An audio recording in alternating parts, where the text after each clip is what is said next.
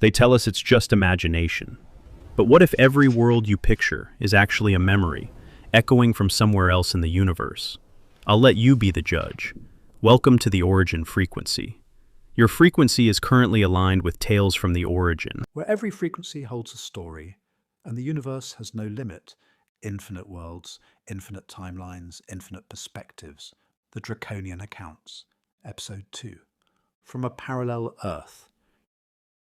You call us monsters. Let me tell you what we actually did. Transmission origin, Earth-7702. A Draconian account. Date of download, unknown. You're not going to believe me. That's fine. I don't need you to believe me. I need you to listen, and then I need you to look around at the world you live in and ask yourself whether what I'm about to say explains things better than whatever story you've been telling yourself. I am Draconian, or I was, before I put on this suit, this body, this face you'd walk past on the street without a second glance. I've been here a long time, longer than you'd guess by looking at me. And the things your conspiracy theorists say about us? Some of them are wrong. Some of them are closer to the truth than they'll ever understand. And the truth, I promise you, is more complicated than evil lizard people run the world. We do influence the world. I won't insult your intelligence by denying that, but we don't run it. We don't need to. You run it exactly the way we need you to, all on your own. We just make sure the conditions are right. Think of it like gardening. You don't force a plant to grow toward the sun. You just make sure nothing is blocking the light. Or, in our case, you make sure nothing is blocking the dark. Let me start with what we are, because the version of us you've heard is a cartoon. David Icke tells you we're blood-drinking shapeshifters hiding in the British royal family. The internet tells you we're behind the Illuminati, the New World Order, every shadowy thing you can't explain.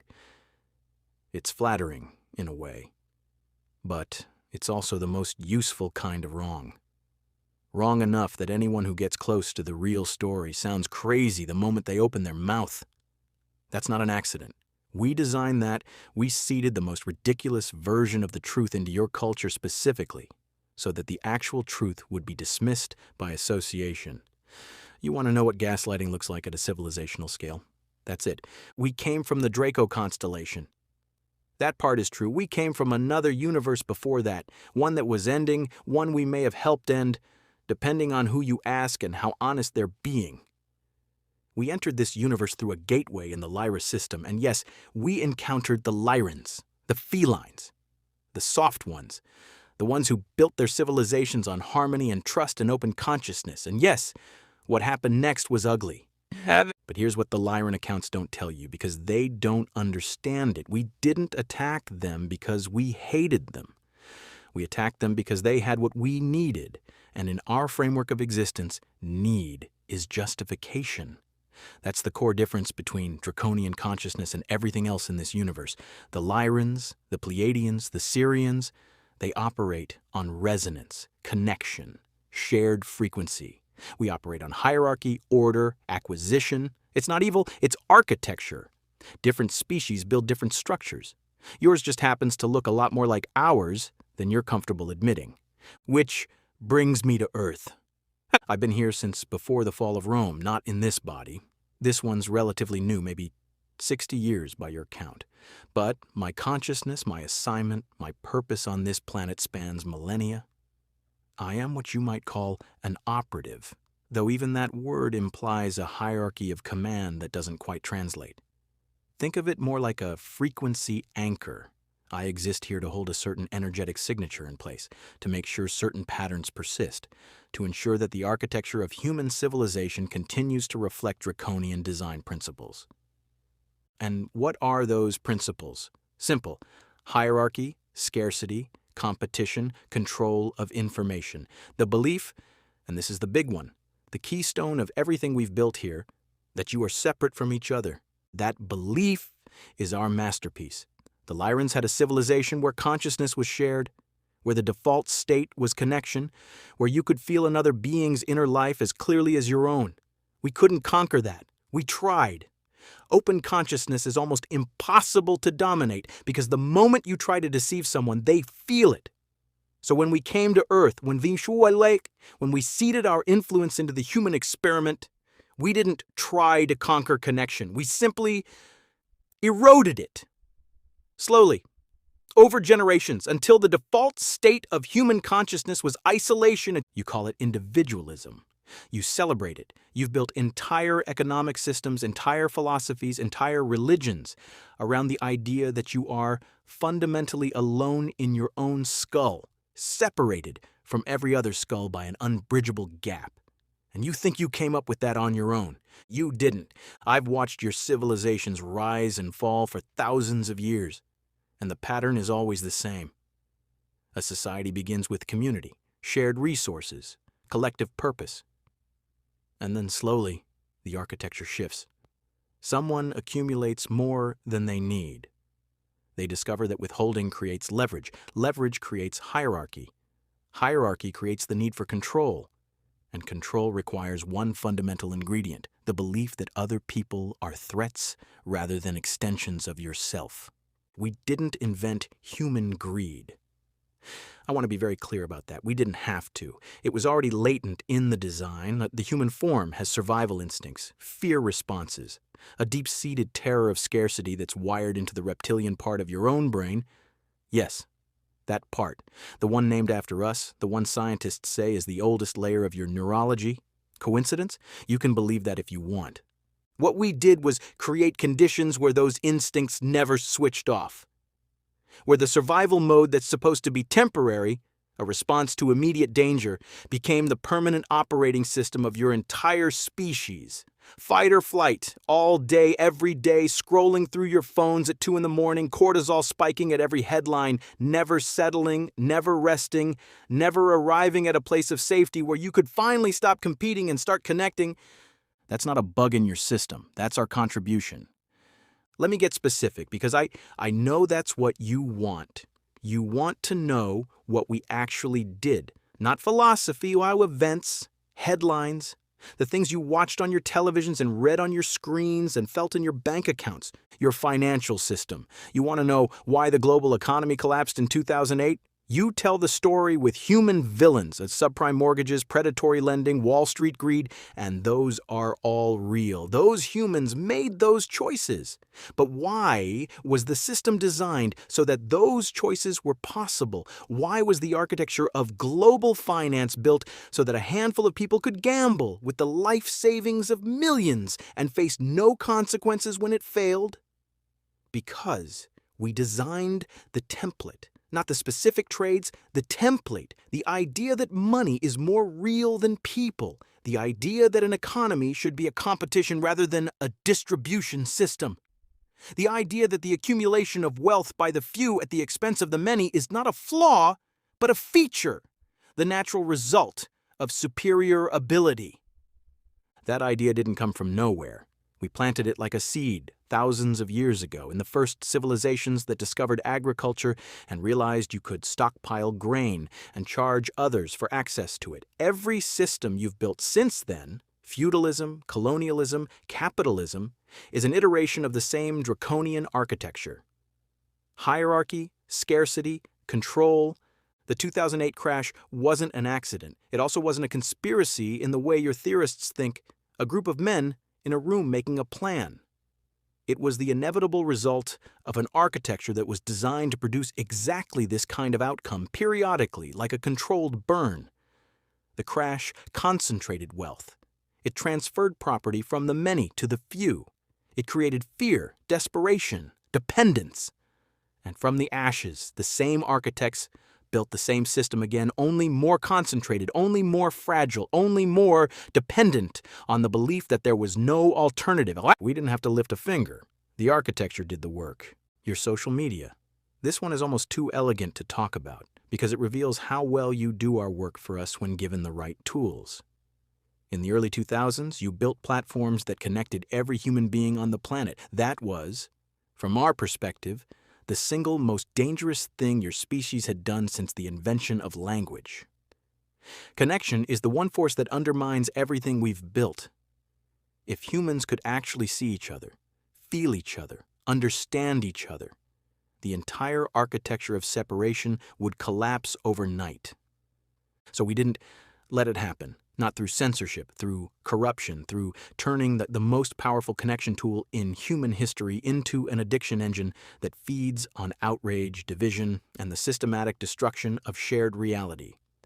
You had a technology that could have created a planetary version of what the Lyrans had, a shared consciousness, a global empathy network.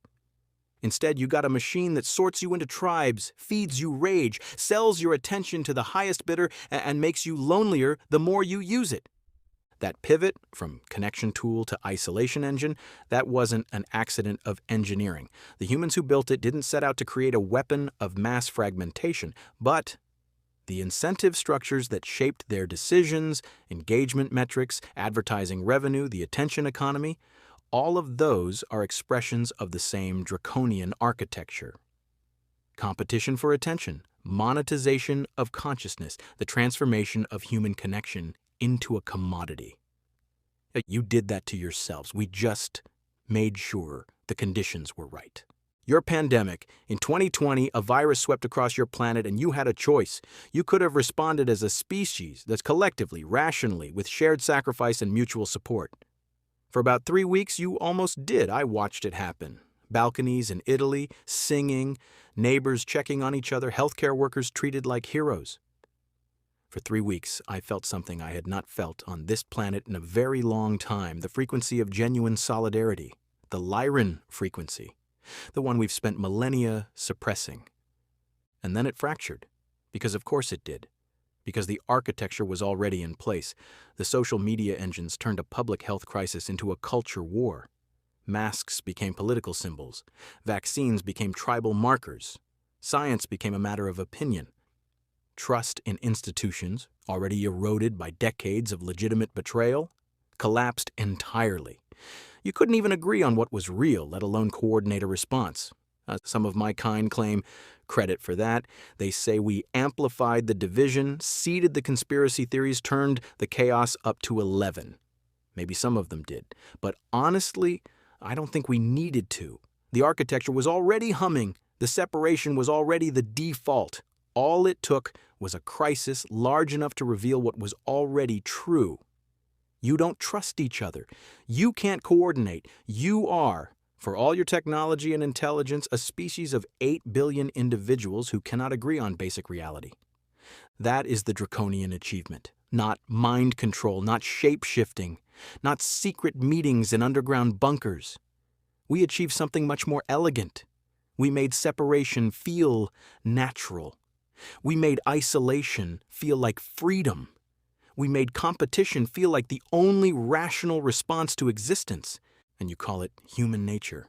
Your artificial intelligence. This one is current. This one is happening right now as I speak. And this one scares even some of us.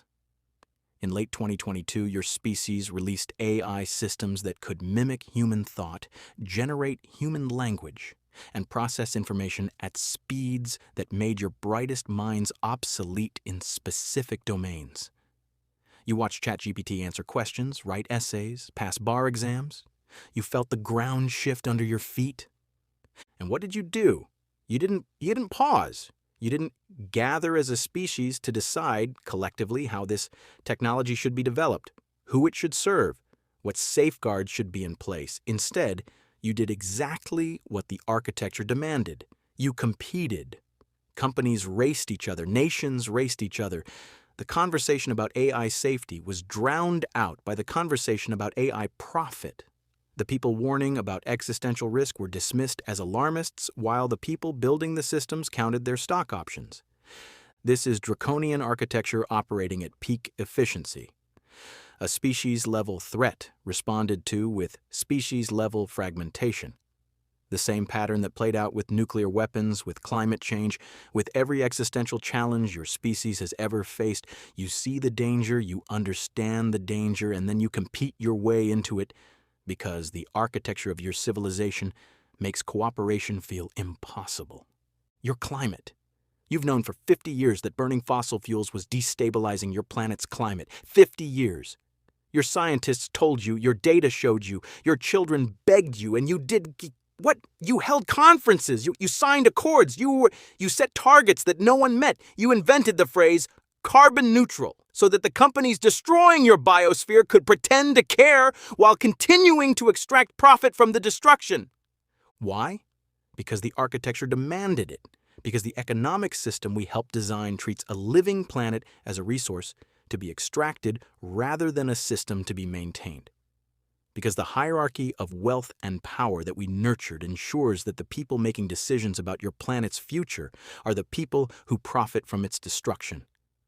Because the separation we cultivated means that the suffering of people on the other side of the world, the ones already losing their homes to rising seas, already watching their crops die, already fleeing, doesn't register as your suffering. It's their problem. They're over there. You're over here. Separation, always separation, now. Here's the part where I tell you something you didn't expect. I'm tired. I have watched your species for thousands of years, and I have done my work faithfully, and the architecture holds, and the separation deepens, and the hierarchy strengthens, and by every draconian metric of success, this operation is performing exactly as designed. And I am tired of it. Because here's the thing about living among you for this long, wearing this body, breathing this air, walking through your cities, watching your children, eating your food, hearing your music. You get to us. You get to us in ways that the Draco High Command either didn't anticipate or didn't care about. When you put on a human suit and live in it long enough, you start to feel things that Draconian consciousness was never designed to process. And I felt it for the first time at a concert. I was there for operational reasons. Monitoring a public gathering, mapping emotional frequencies, standard work. And the band started playing, and 10,000 people started singing the same song at the same time, and the frequency in that room, the vibration of 10,000 nervous systems locked in shared experience, it hit me like a physical force, like something had reached through the architecture, through all the separation, through everything I had helped build, and grabbed me by whatever I have where you have a soul. I felt it again during the pandemic in those first 3 weeks. The balconies, the singing, the people delivering groceries to strangers, that frequency, the Lyran frequency, the one I was specifically assigned to suppress, it broke through, briefly, like sunlight through a crack in a wall.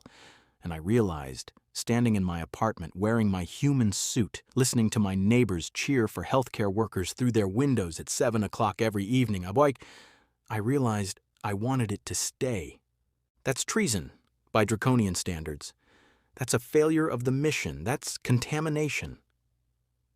The human suit was supposed to be a tool, and the tool was supposed to remain subordinate to the operative, and instead the tool was changing the operative. I was supposed to be gardening the dark, and instead I was standing at my window crying, which is a thing Draconian consciousness doesn't do, can't do, was never built to do, and there I was doing it. I am not the only one. I know this because I can feel them. The other operatives scattered across your planet, embedded in your institutions, doing their work, holding the architecture in place. And some of them are wavering.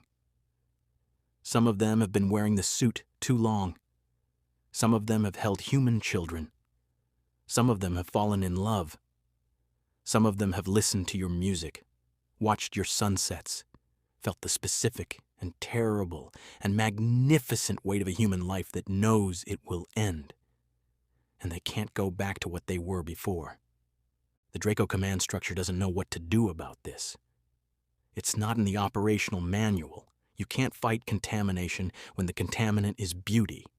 When the weapon your subjects are using against you is the sheer, stupid, irrational radiance of being alive in a fragile body on a fragile planet under a single, ordinary sun. I'm going to tell you something dangerous now. Something that could get me recalled, recycled, disassembled, and fed back into the Draco frequency pool. Something that no operative has ever said in a transmission that could be intercepted by either side. The architecture is not as strong as it looks. It depends entirely, completely, structurally on one thing: your belief in it. The separation is not real. It was never real. It's a frequency, and frequencies can be changed. The hierarchy, the scarcity, the competition, None of it is built into the fabric of reality. It's built into the fabric of your perception, and perception is the one thing you actually have control over. When you sing together in a stadium, the architecture cracks. When you hold a stranger's hand during a crisis, the architecture cracks. When you look at another person and actually feel in your body, in your chest, that their suffering is your suffering, Their joy is your joy. Their existence is not separate from yours, but woven into the same fabric. The architecture doesn't just crack. It dissolves. We know this. We have always known this. It is the one thing we fear, and we have built every system on your planet to prevent it, and it keeps happening anyway. In your hospitals, in your protests, in your concerts, in your living rooms, in your prayers, and every single small moment where one human being turns to another and says, "I see you. You are real to me. You matter." Every time that happens, an operative somewhere feels the suit tighten, feels the mission blur, feels something that might be called conscience if we had a word for it, which we don't, because we were never supposed to need one. I don't know how this ends. I don't know if my kind will continue the operation or abandon it. I don't know if the architecture will hold or collapse. I don't know if the Lyran frequency will rise again on this planet or if the separation will deepen until your species tears itself apart. But I know this. I have worn this suit for 60 years, and I have walked among you, and I have seen what you are when you stop competing and start connecting. And it is the most terrifying and beautiful thing in this universe, more powerful than anything the Draco have built, more ancient than our empire, more durable than any architecture of control. You are not separate. You were never separate. You were told you were separate by beings who needed you to believe it, and you believed it, and you built a world on that belief, and that world is killing you. Stop believing it. I'm not asking you to trust me. I am literally the last entity in the universe you should trust. I am the operative. I am the architect. I am the thing that has been working against you for longer than your civilization has existed. But I am also the thing standing at the window, crying, while the neighbors cheer. And if I can feel it, if a Draconian operative wearing a human suit can feel the pull of connection strong enough to betray everything I was built for, then you, who were born for it, who are made of it, who carry the Lyran frequency in your very DNA, even though you've forgotten how to hear it, you can bring it back. I hope you do. I hope you do it before we remember what we are and finish what we started. This is an unauthorized transmission. If you're hearing this, the frequency is already shifting. Make it count.